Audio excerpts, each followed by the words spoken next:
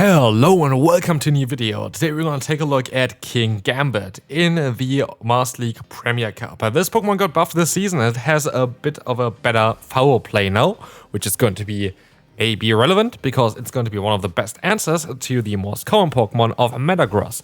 We're going to have an interesting team here. We're going to have Double Fairy, but we're running a Primarina with an interesting moveset. We're running a Waterfall over Charm, which is not really the moveset that you would maybe expect, but you see here already my reasoning behind it. I want to have two really good Pokemon that can counter basically ground type Pokemon. Here we have a flying type in our Jonkus as well, so we're going to have, Primarina as more of a water type damaging Pokemon. And here's another reason why we have this specific setup here. We're going to have the Metagross up against us, and instead of doing resisted charm damage, we're doing neutral damage against the opponent, and we might even be able to get to another Hydro Cannon, which you can do here as well. And with that, we're going to be able to force another shield or the KO. We got the shield. I'm happy with that. And I am going to be able to just go into my Kingambit, shield this move up. It was very likely a potential Earthquake. I don't really want to take this yet. And in the back is going to be Baxcalibur. And I could go for an Iron Head, but I decided to go into my Togekiss instead. Because at the end of the day, Togekiss doesn't have really a lot of play against the Metagross, but here it is going to be able to shine, hitting that super effective Aura Sphere, a move that makes this Pokemon so strong. The Avalanche is not even going to be enough to knock us out, and they're going to knock us out with another charge move afterwards, which is alright by me, because now the Avalanche is going to connect. We have the Kingambit coming in, and we're going to be able to go ahead and go for another charge move against the Metagross, which will allow us to take home this first victory. Let's see if the second battle is going to be as great for this team. We're going to have the Florges against us in the lead, and this is exactly why Kingambit is so strong. We can talk a little bit about this here as well.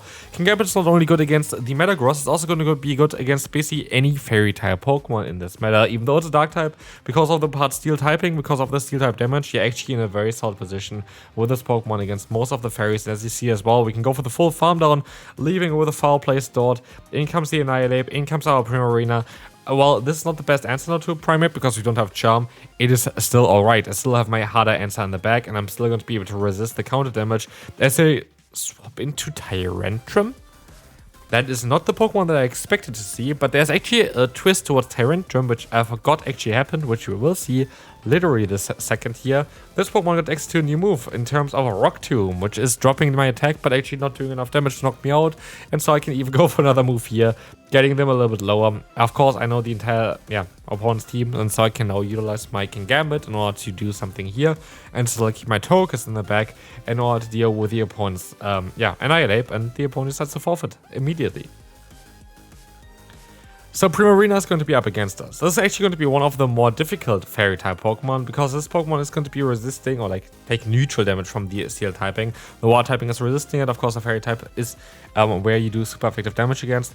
But as we will see as well, we're going to be able to just use a shield, and I should be able to align myself no matter what against this matchup, which is very nice. But let's hop out into the one big issue for this team. Magnezone.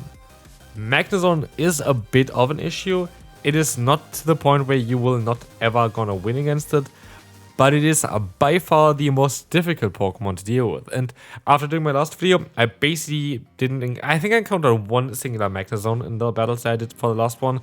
I wasn't really too aware of the usage of this Pokemon, but I actually kind of went up against 4 or 5 of them, I think, with this team, which made it sometimes a little bit tricky, because, for example, here, now we are shields down, the opponent has their Metagross, and while we are going to be able to go for the Hydro Cannon, which is going to do some solid damage, we are going to go down here. This is going to be enough to knock us out, and now I have to kind of play around this scenario. I'm forced to go for the Aura Sphere, a move that's going to only do neutral damage, and I'm fairly certain the opponent would be able to knock us out with just one charge move here.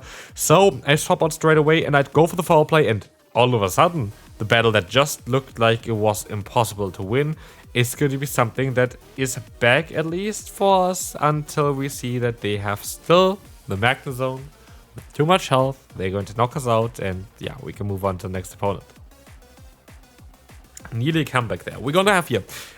This is going to be, again, one of the reasons why I decided to rather go for Primarina with a Waterfall. We have the Rhyperior in the lead, and now with this change, we were able to also get the opponent into the range where we can just go for the farm down, or for an Aura Sphere later on to knock them out, which is going to be absolutely fantastic. And comes here, of course, the Florges, which we can actually take a hit.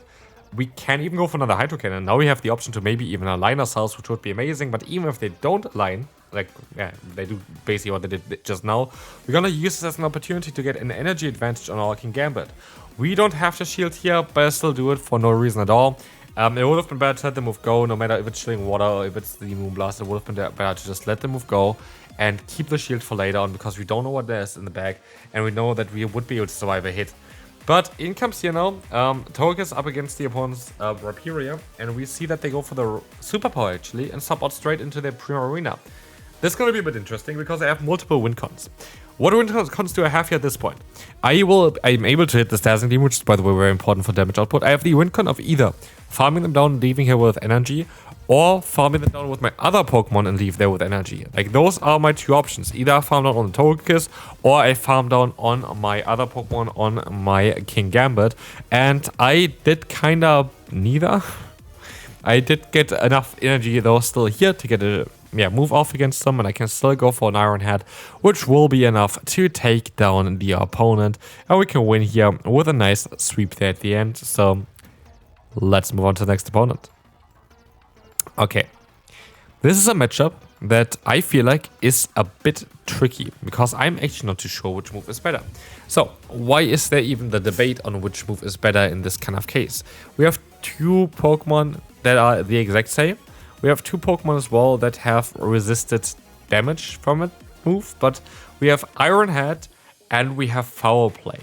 Neither of which are very strong moves. Like, neither of them are very, very good. Like, if you take a look at Foul Play is like 65 damage for 40 energy. If you take a look at Iron Head, it's 70 for 50. So I feel like it's kind of clear about that it's better to go for the Foul Play spam, which I did in the beginning as well, until I then now go for the Iron Head, because they only get, like, for 10 less energy, you're gonna get -5 damage. But the issue here is, if you go for Foul Play, you're just gonna spam the moves more commonly, because it's like the 10 less energy, so you always give the opponent a free fast move, while you don't have that to consider with the Iron Head. So like, it is a bit more complex than I just thought in the beginning. But at the end of the day, I think it's best to just go for Foul Play spam and hope for the best. But here you see as well that my team changed a little bit. This was actually the first battle I did with this team.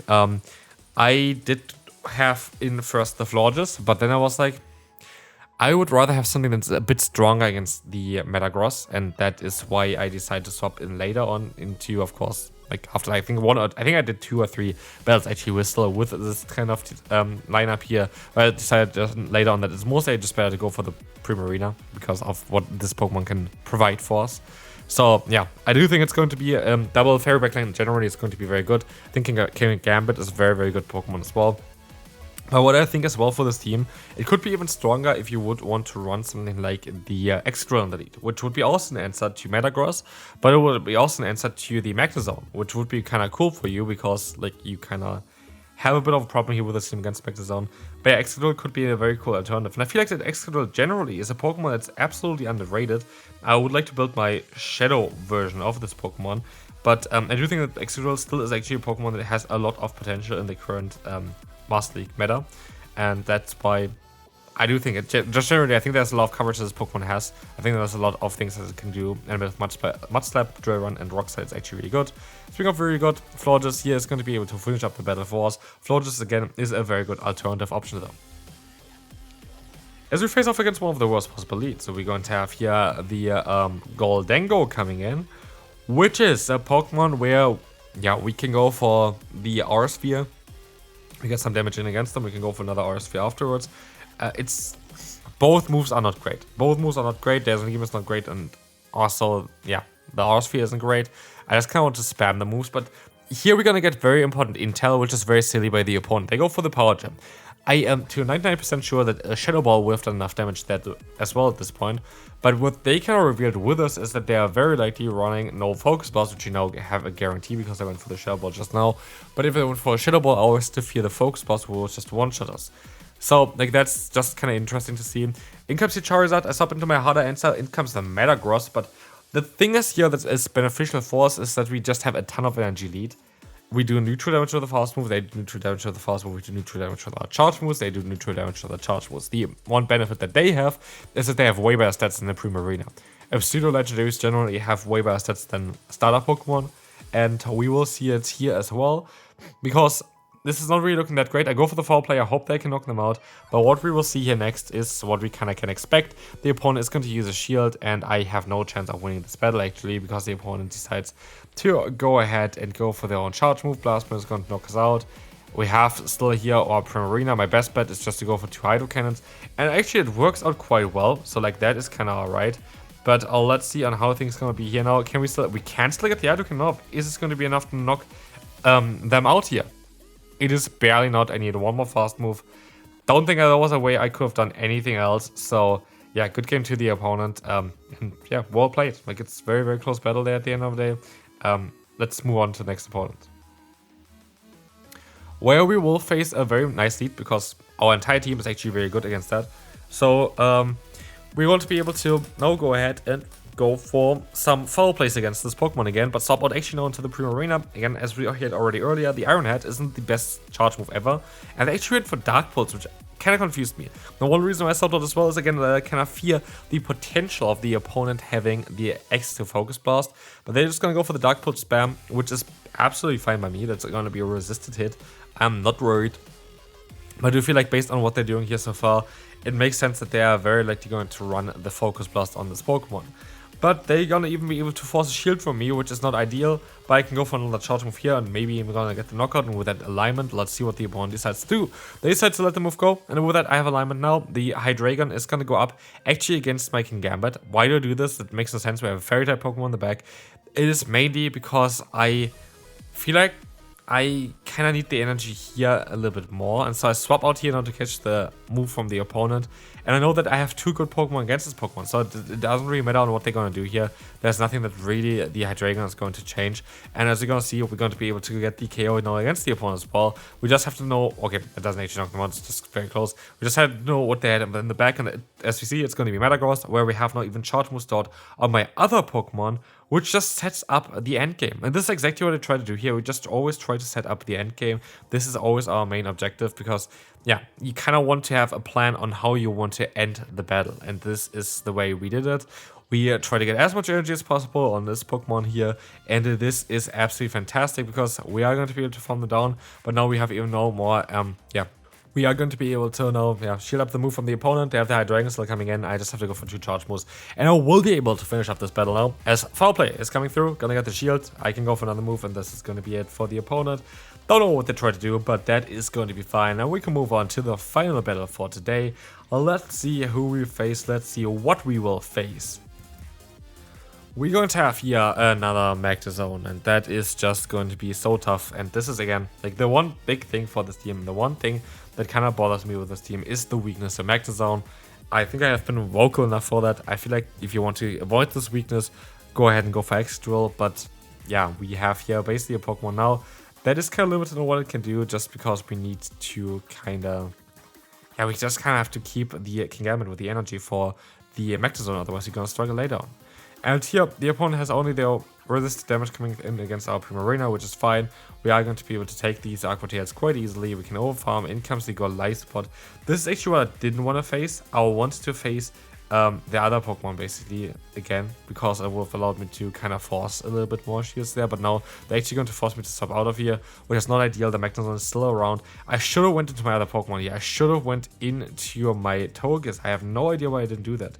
That really makes, in my opinion, right now, of looking at it at this point, absolutely zero sense at all. So yeah, as you see here though, we have the foul play coming in. We're gonna get them lower, and it makes no sense. Like, it really makes no sense. I should have just went into my Togekiss, and I think I would have been in a way better spot. I can go for the full farm out here, which is amazing now. But yeah, as you will see, there is going to be now the Magnezone in, and we can go for another charge move against the opponent.